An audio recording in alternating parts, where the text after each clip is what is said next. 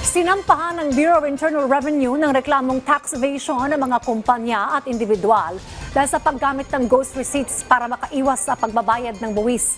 Kabilang dyan ang 23 korporasyon, 56 na corporate officers at 17 public accountants na nasa industriya ng construction, marketing, food, electronics, entertainment, manufacturing at retail. Sa kabuuan, umabot sa higit 1.4 billion pesos na kita ang nawala sa gobyerno.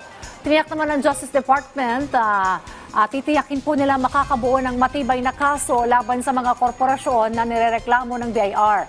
Samantala, sinisilip din ng DOJ ang mga influencer na hindi nagbabayad ng buwis. Yung kailangan nilang bayaran yung buwis na hindi nila binayaran dyan, that's the first primary naman ng BIR. Makakolekta dyan kung ano yung supposedly dapat binayaran mo, sisingilin namin including penalties, interest.